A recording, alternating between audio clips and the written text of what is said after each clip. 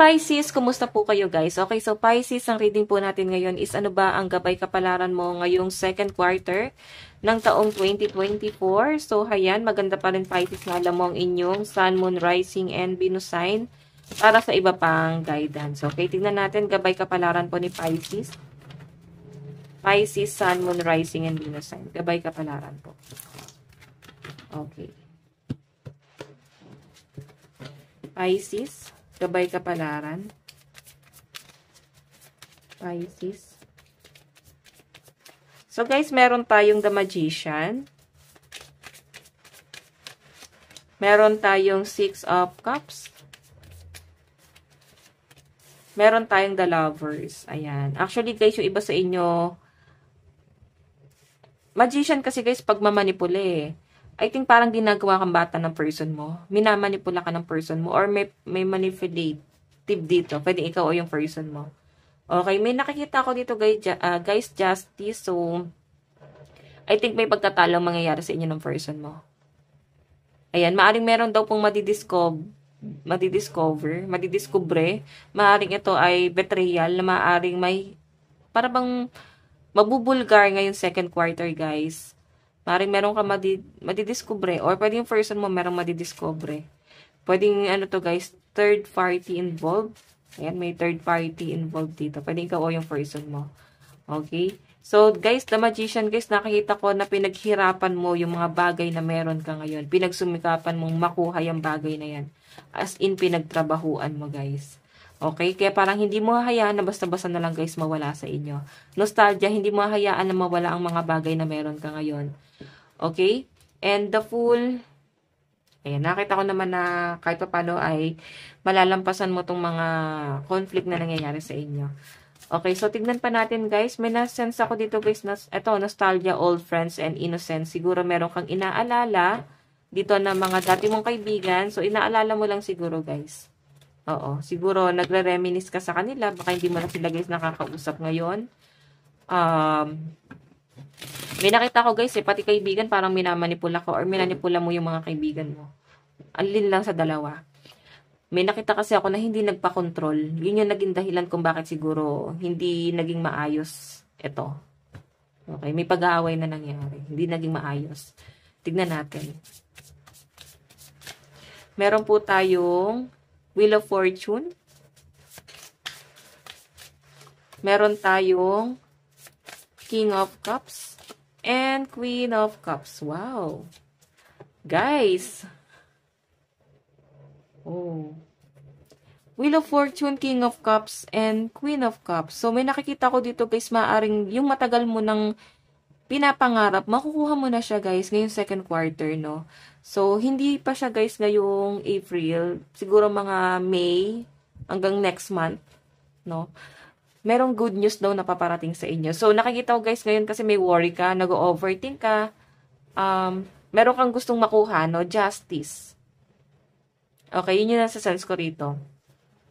So, Pisces, alam mo, kahit wala kang gawin dito, makukuha mo yung justice. Okay, so titignan natin guys, pagdating naman sa love life mo. Kung naman to guys, para bang may nakikita rin ako guys, parang property. Siguro may marirelease na or pwedeng marirelease na yung visa mo. Baka inaantay mo visa mo. Basta meron kang pinagdarasal dito at nag-overthink ka. Yun talaga yung main problem mo, no? Pwedeng ito ay biyahe, travel, pwedeng sa trabaho. Pero wag ka daw guys mag-alala, pwedeng pinagpapahinga ka lang talaga ng universe. Okay, sa love life mo, tignan natin. Love life mo. Love life. Meron tayong Knight of Pentacles. Meron tayong Five of Swords. Oops, wait lang guys, nalaglag yung card mo. Meron tayong Five of Wands. Naku, medyo masakit na sa ulo guys. Siguro may inaantay ka dito sa person mo. Pwedeng meron siya pinangako or pwedeng lagi siya guys nangangako. Hindi naman guys nangyayari. Lagi kayo guys nauuwi sa pag-aaway ng person mo. Pwede yung iba sa inyo, may pag-aaway sa inyo dahil po may money involved. Okay? Sobrang stress na din yung iba dito. Siguro may iba ka rin problema at nadadama yung person mo. Maaari na pag-iinitan mo siya ng ulo. Pwedeng pera kasi guys yung problema din ng iba sa inyo, Pisces. Ayan, mukhang hindi rin nagiging maganda yung relationship ng iba sa inyo. Talagang may pag-aaway. Okay? Sige, tignan pa natin guys ha. Pero wala naman ako nakita guys na hiwalayan. Puro lang talaga siya guys pagpapalo. Tingnan natin.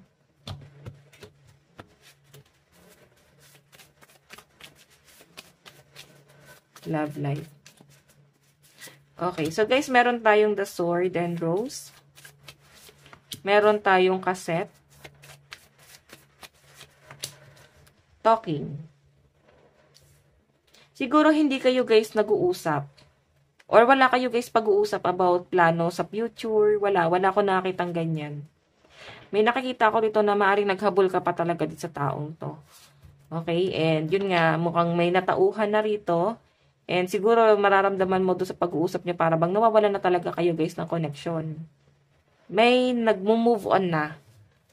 Okay, or pwedeng hindi na guys malinaw kung ano man ang meron sa inyo ng what I mean, hindi na malinaw kung ano man meron sa inyong dalawa. And nakikita ko guys na nahihirapan ka ng mag-isip dito. So, I think marami kang marirealize. Kahit mag-usap pa kayong dalawa, parang wala ka nang maramdaman. No? Wala kasing cups dito. Wala ka nang maramdaman kahit love. Iba sa inyo guys, baka napipilitan na lang. Ganun po yun nasasagot ko. Okay? So, yan. So, maaring ang kadil ng mga Pisces is Capricorn, Taurus, and Virgo, Aries, Leo, Sagittarius. Okay? So, iba sa inyo guys, naguguluhan. Sino ba talaga ang paniniwalaan mo? Sino ba talaga ang totoong kakampi mo? So, guys, ito ha, ingat ka na lang din kasi maring mali ang nasasamahan mo, mga kaibigan. Tignan natin. Meron tayong soulmate. So, sa love life mo guys, soulmate mo tong taong to guys. So, hindi kayo mag-work pag magkalayo kayo. Talagang expect mo na lagi kayo nag-aaway pag magkalayo kayo, guys. And keep an open mind. So, may deception talaga, guys, kasi medyo sarado yung utak ng isa dito. Pwede ikaw o yung person mo. Hindi, guys, iniintindi. Okay? Hindi niya, guys, iniintindi kung ano yung mali. Sarado yung utak niya kasi sarili niya na lang yung iniisip niya. Medyo narcissistic nga yung person na makakadiri. Pwede ikaw to o yung person mo. Daloy ng pera. Pisces, Sun, Moon, Rising, and Venus sign. Pagdating po sa pera, kaperahan po ni Pisces ngayong second quarter. So, in case alamin nyo pa rin po ang inyong Sun, Moon, Rising, and Venus sign, no? Para sa iba pang guidance. Baka makaresonate ka sa iba mo pang gabay. Okay, sa inyong zodiac sign. Okay, dali ng kaperahan. Meron tayong the Chariot. Oh, merong opportunity na paparating sa inyo, pero Pisces mukhang maguguluhan ka. Okay, meron tayong 8 of Wands. Mukhang may travel na paparating sa inyo. Pwede nagkaroon lang talaga Pisces ng delay pagdating dito sa biyahe mo. Okay, pero eto nga guys, mukhang ninenervyos ka lang. Kumbaga, pinapakaba ka lang ni universe, pero meron ako nakitang travel sa inyo. Okay, 8 of Wands, biglaan yan guys. Okay, kumbaga hindi ka talaga prepare dito. Hindi mo na paghandaan. Okay? So, hayan, Pisces, tignan pa natin. Ayan. Kung ano man guys yung opportunity na paparating sa inyo, maguguluhan ka kasi dalawang opportunity yung darating sa inyo. Okay, advice. Meron tayong relax. Ayan, relax lang daw po kayo kasi nakakita ko yung nervous mo. Parang di ka na mapakali sa mga nangyayari, na mga delay.